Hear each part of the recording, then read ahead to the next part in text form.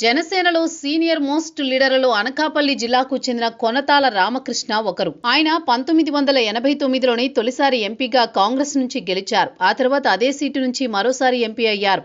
ఇక 2004లో ఎమ్మెల్యే అయి ఉమ్మడి విశాఖ జిల్లాకు ఏకైక మంత్రిగా 5 ఏళ్ల పాటు ఏకఛత్రాధిపత్యంగా తన హవా చాటుకున్నారు. 2009లో ఆయన ఓటమి చెందకుండా ఉంటే రాజకీయంగా వేరేగా ఉండేది.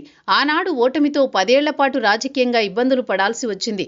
అయితేనేమి అన్నట్లుగా 2024లో జనసేన అధినేత పవన్ ఆయనకు పిలిచి మరీ సీటిచ్చారు.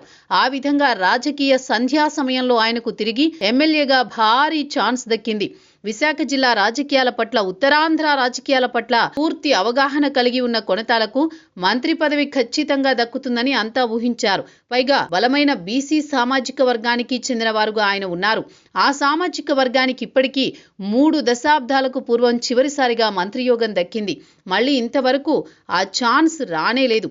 దాంతో విశాఖలో అనేక నియోజకవర్గాల్లో ప్రత్యక్షంగా, పరోక్షంగా ప్రభావితం చేస్తూ వస్తోన్న గౌర సామాజిక వర్గానికి మంత్రి పదవి కావాలని వారంతా బలంగా కోరుకున్నారు. కానీ అది ఎందుకో కుదరలేదు. ఇక ఈ ఏడాది మధ్యలో మంత్రివర్గ విస్తరణ జరుగుతుందని ప్రచారమైతే గట్టిగానే ఉంది. దాంతో అనకాపల్లి జిల్లా నుంచి కొనతాల రామకృష్ణకు జనసేన కోటాలో మంత్రి పదవి ఖాయమని ప్రచారమైతే ఉంది.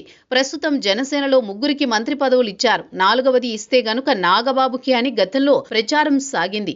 అయితే ఒకే కులానికి, ఒకే కుటుంబానికి పదవులు అన్న అపప్రద వస్తుందని జనసేన అధినాయకత్వమే వెనక్కి తగ్గిందని ప్రచారమైతే ఉంది. దీంతో బీసీల నుంచి కీలక నేతకు మంత్రి పదవి ఇస్తే బాగుంటుంది అన్న ఆలోచన జనసేనలో ఉంది. పైగా ఉభయ గోదావరి జిల్లాల తర్వాత ఉత్తరాంధ్ర జిల్లాల్లో జనసేనకు మంచి బలముంది. 6 ఎమ్మెల్యే సీట్లను ఇక్కడ ఆ పార్టీ గెలుచుకుంది. ఈ కారణాలతో పాటు భవిష్యత్తు రాజకీయాలను దృష్టిలో ఉంచుకుని మంత్రి పదవి కొనతాలకు ఇవ్వవచ్చు అని అంటున్నారు. ఇదిలా ఉంటే ఎమ్మెల్యే కొనతాల రామకృష్ణ తాజాగా జరుగుతున్న బడ్జెట్ సమావేశాలలో ఏకంగా ముఖ్యమంత్రి చంద్రబాబు కుటుంబం మొత్తాన్ని పొగిడేశారు. చంద్రబాబుని, లోకేష్ని మాత్రమే కాదు, భువనేశ్వరిని, దేవాంశుని, ఆఖరికి బ్రాహ్మణిని కూడా పొగడ్తలతో ముంచెత్తారు. ఒకే కుటుంబంలో అందరూ ప్రతిభావంతులే అని కొనతాల చెప్పుకొచ్చారు. ఈ మధ్య ఆ కుటుంబంలోని వారంతా వివిధ రంగాలకు సంబంధించి అవార్డులు అందుకున్నారు. దానిని ప్రస్తావిస్తూ కొనతాల ఈ వ్యాఖ్యలు చేశారు. ఆయన చెప్పినవన్నీ వాస్తవాలైనప్పటికీ ఇప్పుడే ఎందుకు ప్రస్తావించారు అన్నదే చాలా మంది చర్చించుకుంటున్న విషయం.